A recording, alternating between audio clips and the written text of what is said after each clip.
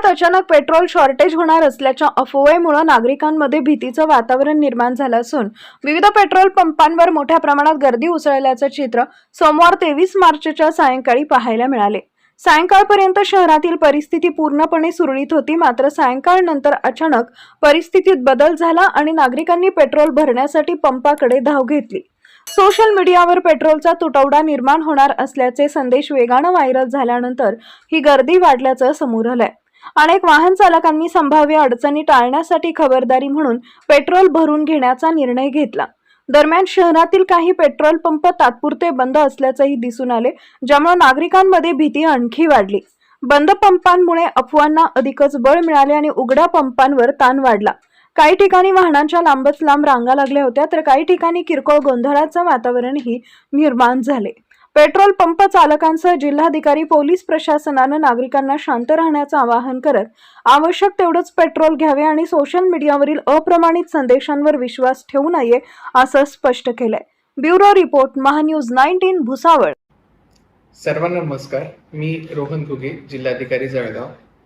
आत्ताच आमच्या निदर्शनास काही नागरिकांनी आणि न्यूज एजन्सीजनी आणून दिलाय की भरपूर मोठ्या प्रमाणावरती पेट्रोल पंपावरती नागरिकांनी गर्दी केलेली आहे पेट्रोल भरण्यासाठी आणि डिझेल भरण्यासाठी।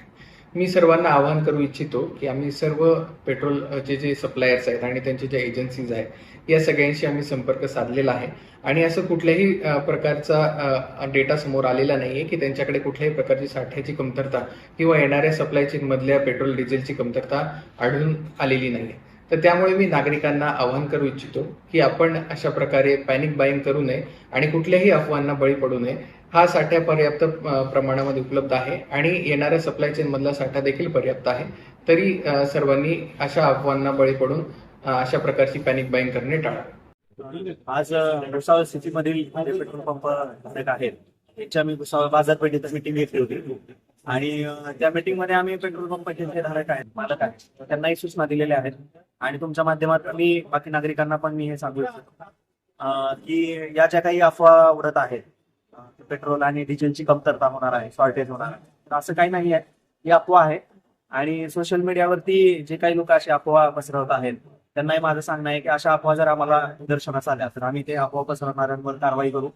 बाकी नागरिकांना माझी विनंती आहे की अशा प्रकारचं कुठलेही शॉर्टेज वगैरे नाहीये, आपल्याला रेग्युलर जे काही पेट्रोल डिझेल आहे ते मिळत जाणार आहे। त्यामुळे आपण कुठल्याही पद्धतीमध्ये पॅनिक न होता आणि पेट्रोल पंपांवरती गर्दी करू नये। आपल्याला डेली जेवढं लागतंय तेवढंच फक्त पेट्रोल आपण आपल्या गाडीमध्ये घ्यावं। बरेचसे लोक बॉटल आणि कॅन वगैरे घेऊन जात आहेत, तर पेट्रोल पंपावरून बॉटल आणि कॅन मध्ये कोणी पेट्रोल घेऊ नये। आम्ही पेट्रोल पंप धारकांना पण सांगितलंय असं जर कोणी पेट्रोल देत असेल कॅन मध्ये, बॉटल मध्ये आणि कोणी ग्राहक ते घेत असेल तर त्या संबंधितांवर सुद्धा आम्ही कारवाई करू।